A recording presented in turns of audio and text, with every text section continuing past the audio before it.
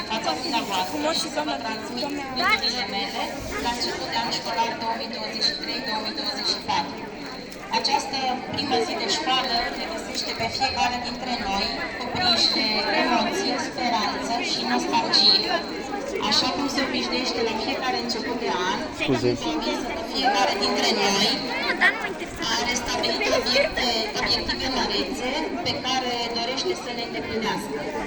În calitate de reprezentant al Școlii Gimnaziale Petrache Poenaru, îmi doresc să le ofere elevilor și personalului școlii siguranță, un mediu armonios, bazat pe încredere, comunicare și respect.